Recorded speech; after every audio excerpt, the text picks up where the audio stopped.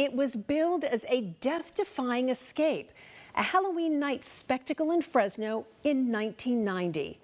Amazing Joe buried alive inside a homemade casket at Blackbeard's, confined by chains, dirt, and cement poured on top.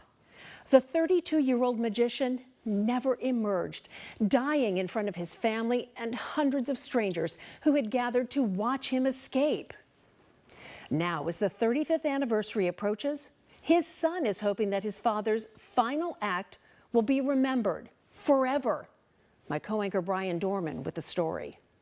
He would come to school and do magic tricks and magic shows at schools and stuff like that. So a lot of kids were like, oh man, your dad's cool. A cool dad with a craving for danger, a need for speed, and a dream of becoming famous. He used to tell me all the time, he goes, you're gonna see my name, you know, in the lights. You're gonna see my name on signs. The dream was Las Vegas, Salem, Oregon. In December 1989, Joe buried himself in dirt, bound by chains inside a wooden coffin. He escaped, and the act put him on the map, giving him the courage to go even bigger.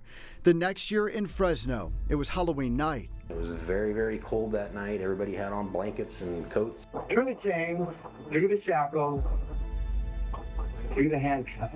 An escape act so dangerous it had never been tried before. Flyers promised Houdini and greater. I was just an excited kid. I mean, I had seen my dad do magic almost my whole entire life, so I had no doubt that he was going to do this. There was no test run, and the casket was already cracked, patched with glue from a hardware store.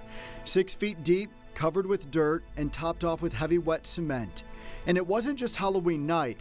The stunt, it was tied to the 65th anniversary of Houdini's death.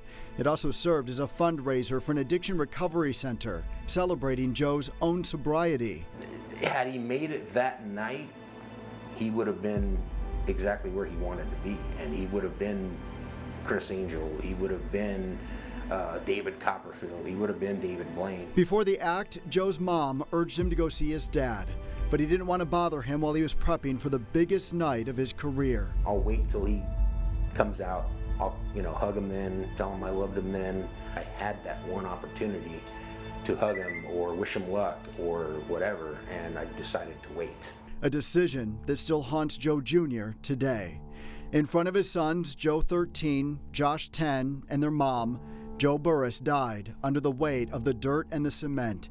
The moment caught on video by Joe's grandpa. It collapsed, it sank, and I was like, this isn't gonna be good. I took off. I went to go walk over to the water slides. I sat there, cried, prayed. Who told you that your dad died?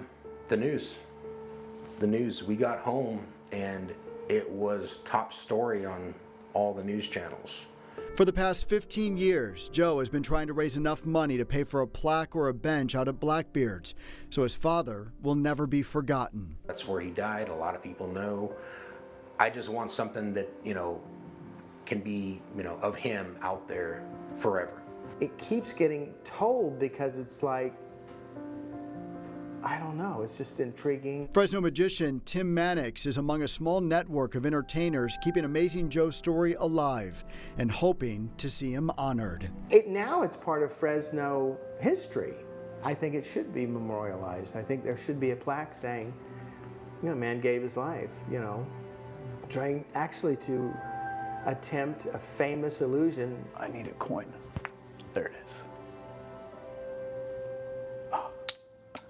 In the mysterious world of magic, Joe Burris is a name everyone knows.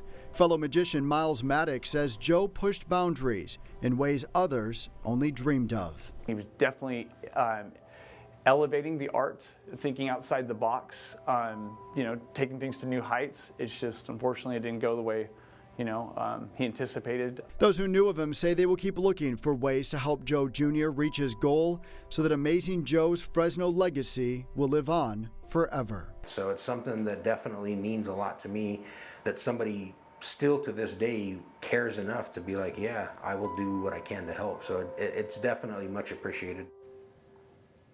And Joe is hoping the community will support him in his effort to honor his father ahead of the 35th anniversary of his death tomorrow.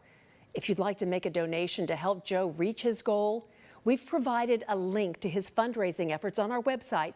Just go to yourcentralvalley.com.